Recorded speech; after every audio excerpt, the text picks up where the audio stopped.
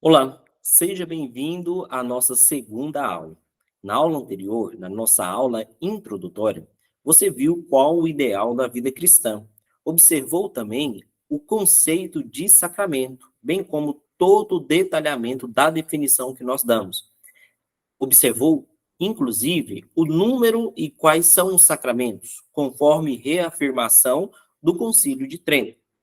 Além disso, pôde notar quais as nuances que cada sacramento confere à única graça de Cristo, os defeitos que o sacramento combate e as virtudes correspondentes.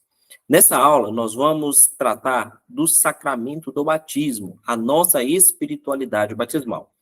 Mais uma vez, solicito, pegue um bloco de anotações, pegue a sua sagrada escritura, para que você possa fazer as anotações adequadas e acompanhar os textos bíblicos quando forem lidos.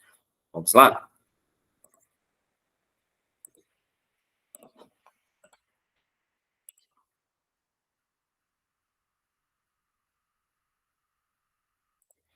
Muito bem. Então, nós falaremos sobre o sacramento do batismo. A palavra de Deus em Mateus 28, versículo 19, traz o imperativo que o Senhor Jesus dá aos seus discípulos. E depois, e ensinai a todas as nações, batizai-as em nome do Pai, do Filho e do Espírito Santo. Vamos falar sobre a nossa espiritualidade batismal. A primeira coisa que nós devemos observar ao falar do batismo é que a espiritualidade batismal é a base, é o ponto de partida de toda espiritualidade cristã, uma vez que essa espiritualidade significa e realiza o nascimento espiritual do cristão para a vida da graça, que é o início da glória. A nossa vida da glória será o desenvolvimento da vida da graça que nós recebemos por meio do sacramento do batismo. Em teologia, esse sacramento recebe alguns nomes, ou melhor dizendo, é conhecido por alguns nomes. Vamos recordar? Primeiro, sacramento da regeneração, pois o nascimento espiritual do cristão se verifica a partir dele. Nós somos regenerados por meio do sacramento do batismo. É chamado de sacramento da adoção, porque nos infunde a graça santificante que nos torna filhos adotivos de Deus. Você pode me perguntar, ora, não éramos filhos antes de recebermos o batismo? Sim, éramos filhos de Deus, mas em uma relação enquanto Deus criador e nós criaturas.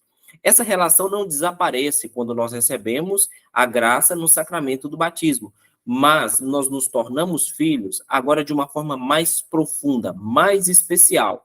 Somos filhos adotivos, configurados no Filho unigênito de Deus, Jesus Cristo. E é chamado de sacramento da iniciação cristã, que deverá desenvolver-se até chegar à idade perfeita, segundo a medida da nossa predestinação particular em Cristo, conforme nos ensina o apóstolo Paulo em Efésios, capítulo 4, versículo 7 e versículo 13. Muito bem. Mas o que é o batismo? Se eu te perguntasse isso, ou alguém te perguntasse isso, você saberia definir o que é o batismo? Vamos dar uma olhada numa definição mais ampla do batismo, partindo da etimologia para a teologia. Bom, etimologicamente falando, a palavra batismo, ela vem do grego batismos e significa submergir, imergir. E essa palavra é muito apropriada para expressar a forma que se administra esse sacramento. Esse sacramento é administrado por imersão, isto é, mergulha-se o batizando na água. É o batismo por imersão. E por infusão, derrama-se água na cabeça do batizando. Normalmente, na Igreja Católica, nós observamos mais esse segundo modo de batismo, porque nós batizamos criança. E é um risco à saúde da criança se você mergulhá-la enquanto neném dentro da água, né? Então, nós utilizamos esse batismo mais por infusão, o que não quer dizer que só acontece dessa forma. Acontece também o por imersão. Mas em seu significado real, o conceito mais amplo de batismo que nos proporcionará ver toda a realidade desse sacramento é: o batismo é o sacramento da regeneração espiritual mediante a ablução com a água e a invocação expressa das três pessoas divinas da Santíssima Trindade. Vamos olhar essa definição de forma mais detalhada? O batismo é um sacramento. Sacramento é o gênero da definição e é comum a todos os demais sacramentos. Esse elemento é o mesmo para o sacramento da confirmação, da Eucaristia, da penitência, da unção dos enfermos, da ordem e do matrimônio.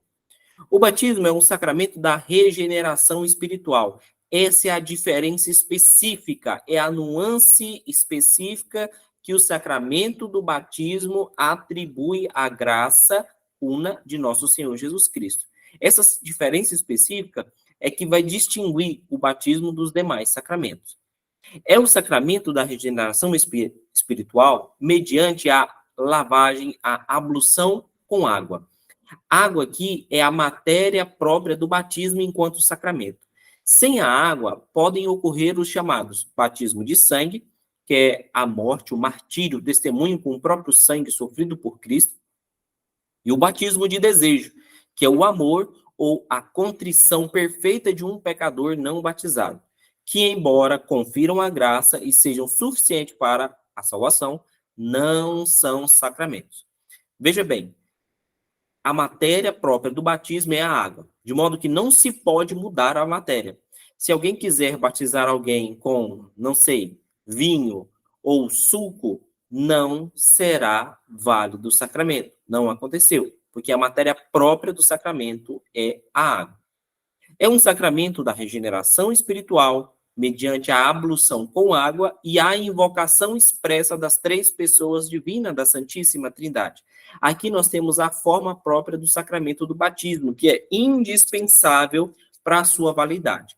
Veja, o sacramento do batismo, ele é composto de matéria e forma, não é verdade? Todos os sacramentos são assim.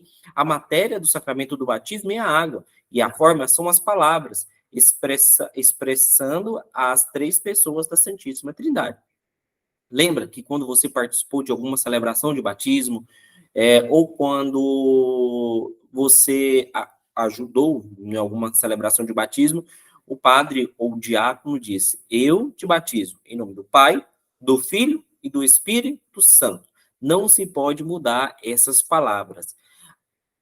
Pode acontecer de que algum ministro muito bem intencionado, mas mal formado, queira acolher a comunidade. Por isso, mude-se a forma do sacramento, dizendo assim: nós te batizamos em nome do Pai, do Filho e do Espírito Santo. Nesse caso, o sacramento é inválido, porque quem batiza não é a comunidade. Quem batiza é o próprio Cristo agindo por meio da pessoa do ministro. Bom, aqui nós temos os elementos dessa definição.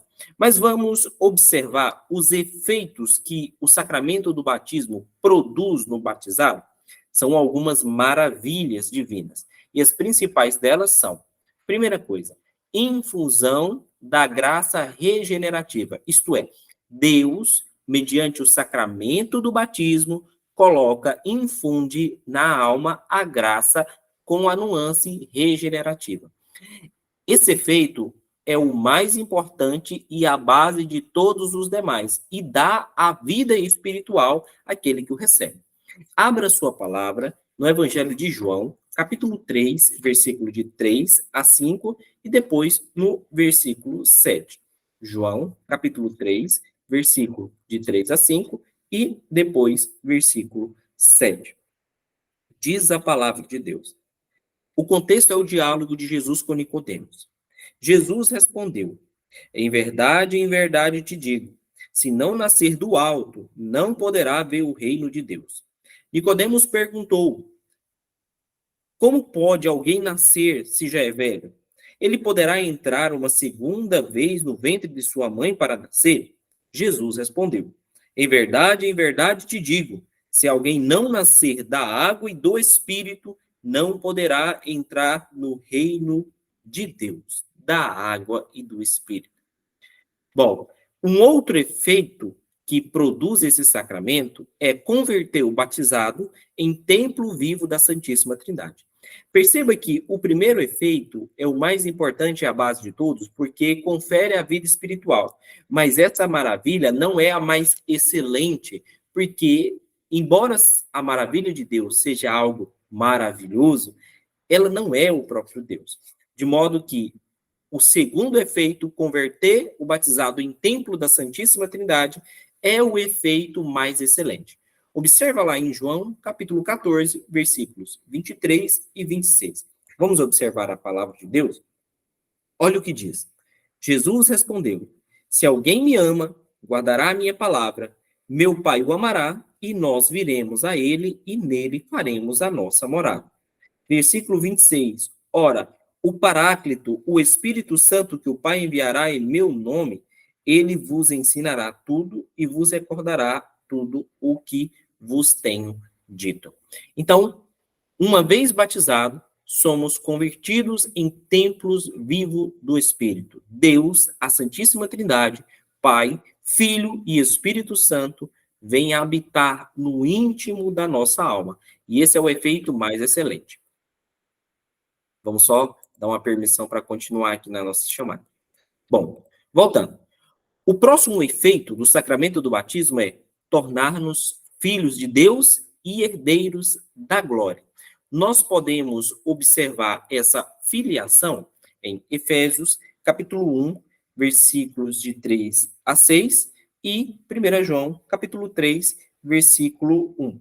Vamos dar uma olhada nesse efeito? Efésios, capítulo 1, versículo de 3 a 6 e 1 João, capítulo 3, versículo 1. Olha o que diz a palavra de Deus. Vamos lá? Diz assim, Efésios capítulo 1, versículo de 3 a 6. Bendito seja Deus, Pai de nosso Senhor Jesus Cristo, que do alto do céu nos abençoou com toda a bênção espiritual em Cristo e nos escolheu nele antes da criação do mundo para sermos santos e irrepreensíveis diante de seus olhos. No seu amor, nos predestinou para sermos adotados como filhos seus por Jesus Cristo, segundo o beneplácito de sua livre vontade, para fazer resplandecer a sua maravilhosa graça, que nos foi concedida por ele no bem-amado. Agora vamos ver o que diz o apóstolo João. 1 João, capítulo 3, versículo 1. Vede que grande amor o Pai nos deu, sermos chamados filhos de Deus, e nós o somos. Veja, tornar-nos filhos de Deus por meio da graça batismal é algo maravilhoso. E essa filiação adotiva é mais profunda do que a adoção de um pai terreno a algum filho. Veja, por exemplo, quando um homem ou uma mulher adota um filho, esse filho passa a ter direito ao sobrenome do pai e da mãe e passa a ter direito à herança. Mas, de modo algum, esse pai que adotou o filho transmitiu a sua própria natureza. Agora, quando Deus nos faz seus filhos por meio da graça de Cristo, ele nos dá uma participação real e verdadeira da sua própria natureza divina, de maneira que somos feitos seus filhos por meio do Filho Jesus. Você quer ver como é verdade que ele nos faz participante da sua natureza divina? Abra sua palavra na segunda carta de Pedro, capítulo 1, versículo de 3 a 4. Segunda Pedro, capítulo 1, versículo de 3 a 4. A palavra de Deus nos apresenta claramente essa vontade de Deus de nos fazer participantes da sua vida divina. Vamos lá? 2 Pedro, capítulo 1, versículos de 3 a 4. Olha o que diz a palavra de Deus. O seu divino poder nos presenteou com tudo o que contribui para a vida e para a piedade, mediante o conhecimento daquele que nos chamou por sua glória e força poderosa. Por elas foram-nos concedidas as maiores e mais valiosas promessas, a fim de que vos tornasseis participantes da natureza divina, fugindo da corrupção que pela cobiça reina no mundo. Veja, tornamo-nos participantes da vida divina.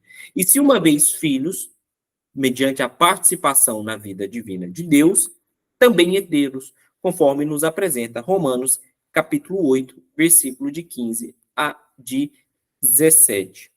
Bom, um próximo efeito que esse sacramento realiza em nós é a impressão do caráter sacramental.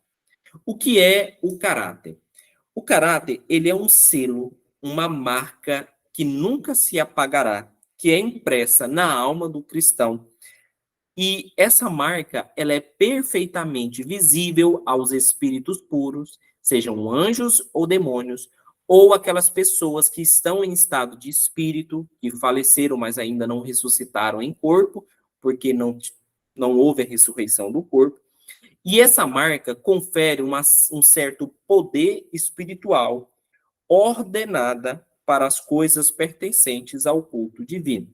Essa marca é impressa na nossa alma e nos confere certo poder para as coisas no que se refere ao culto divino. Essa marca nos é colocada no batismo e nos torna capazes de receber as coisas referentes ao culto divino. É aquilo que nós chamamos de caráter batismal, selo batismal. Quando nós recebemos o sacramento da confirmação,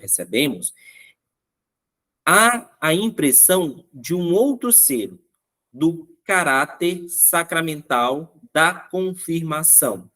Esse selo da confirmação nos torna capazes de confessar a fé e defendê-la. E quando alguém é ordenado diácono, padre ou bispo, também recebe uma nova marca que o torna capaz de comunicar com o poder sagrado aos demais membros do corpo de Cristo. É o chamado caráter da ordem. Então, é impresso um selo que distingue aquele que é cristão daquele que não é cristão. Um selo que vai ficar na gente para sempre, que no batismo nos torna capazes de receber as coisas relacionadas ao culto divino. E, por fim, o último efeito é que o sacramento do batismo, ele apaga o pecado original, se é numa criança, e se for num adulto, apaga o pecado original e os pecados atuais, isto é, aqueles cometidos por ato, se a pessoa os tiver. Né? No caso do adulto, é necessário a plena disposição de não cometer mais os pecados passados, certo? Então, apaga o pecado original, aquela mancha do pecado original, e os pecados cometidos por ato. Há um outro efeito que o batismo produz naquele que é batizado, que é o perdão de toda a pena devida pelos pecados. Eu quero que você entenda o seguinte: pense que você quebrou um vaso de sua mãe. Bom, sua mãe amava aquele vaso pelo valor de quem o deu. Foi dado pela sua avó, para sua mãe, então ela gostava muito do vaso. Ela chega em casa, percebe que o vaso estava quebrado e fica triste. Você chega para ela e diz: olha, quebrou o vaso, me desculpe. A sua mãe vai dizer: tá desculpado. Então, a culpa pelo erro foi apagada. Você foi desculpado. Entretanto, há uma consequência daquele erro, que não é somente a culpa. E esse erro precisa ser reparado. Essa é a pena. O sacramento do batismo perdoa toda a pena devida pelos pecados. É por isso que quando um adulto recebe esse sacramento, ele não tem a obrigação de confessar os pecados passados, porque tudo é apagado. Vamos ver o que diz o Concílio de Florença. Observe aí. O efeito desse sacramento é a remissão de toda a culpa e também de toda a pena que é devida por culpa própria. Por isso não se deve impor aos batizados nenhuma satisfação pelos pecados passados, uma vez que, se morrem antes de cometer alguma culpa, chegam imediatamente ao reino dos céus e à visão beatífica de Deus. Esses são os maravilhosos efeitos que o sacramento do batismo produz em nós. Agora, se os efeitos são maravilhosos, também as exigências são grandes que esse sacramento traz consigo. São duas as principais exigências. A primeira, morrer definitivamente para o pecado, e a segunda, começar uma vida nova inteiramente para Deus em Cristo Jesus. Abra sua palavra em Romanos, capítulo 6, versículo de 2 a 11. Vamos lá? Versículo 1 diz assim: Que diremos então? Permaneçamos no pecado para que a graça aumente? De modo algum. Nós que já morremos para o pecado, como ainda viveremos nele? Acaso ignorais que todos nós, batizados no Cristo Jesus, é na sua morte que fomos batizados? Pelo batismo fomos sepultados juntamente com ele na morte, para que, como Cristo foi ressuscitado dos mortos por meio da glória do Pai, assim também nós caminhemos em uma vida nova. Com efeito, se nos tornamos unidos a ele por uma morte semelhante à sua, seremos semelhantes a ele também pela ressurreição.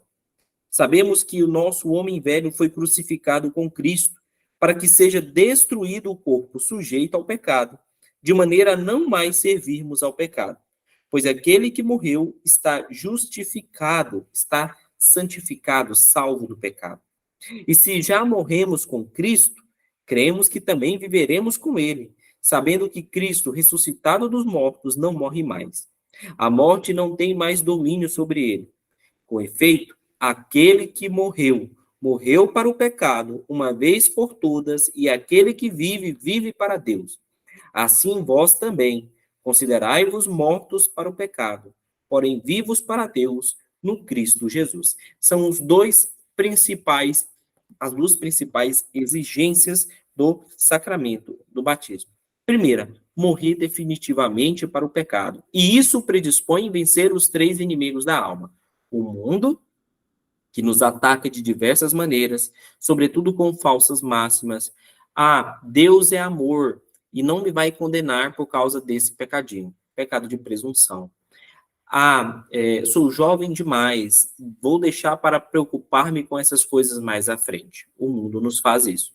O demônio, que nos ataca ordinariamente por meio da tentação, uma sugestão ruim de pensamento, mas também ataca de diversas outras formas. E a carne, que é essa tendência desordenada ao pecado, né? Aos prazeres sensíveis. Ao mundo nós combatemos de diversas formas, mas sobretudo observando que o mundo é efêmero, passageiro, só Deus basta. Ao demônio nós rezamos e oramos, tá? É aquilo que diz nosso Senhor: orai, vigiai e orai para não cair em tentação. E a carne nós a mortificamos, configurando os nossos sofrimentos aos sofrimentos de Cristo. Tudo isso mediante a oração, tá bom? E a segunda exigência é viver inteiramente para Deus em Cristo Jesus, conforme nos apresenta Paulo em Colossenses capítulo 3, versículo de 1 a 3. Vamos lembrar o que diz o apóstolo Paulo, Colossenses 3, versículo de 1 a 3.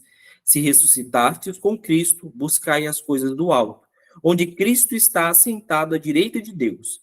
Pensai nas coisas do alto, não nas da terra, porque estáis mortos, e vossa vida está escondida com Cristo em Deus. Toda a nossa preocupação, meu irmão, deveria centrar-se em viver de forma intensa nossa graça batismal, de forma a empreender uma vida inteiramente para Deus em Cristo Jesus. Bom,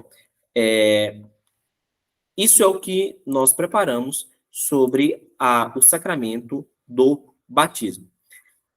Eu quero lembrar você que toda vez que você participar de uma aula, ao fim da aula, vai ter um link aqui na descrição do vídeo que você pode acessar o formulário do Google e responder as questões relativas à aula que você assistiu. Para essa aula, você pode acessar e responder as questões objetivas e discursivas sobre o sacramento do batismo. Que essa aula possa contribuir para a sua piedade a nosso Senhor Jesus Cristo e intensificação da sua vida sacramental. Deus te abençoe. Fica com Deus.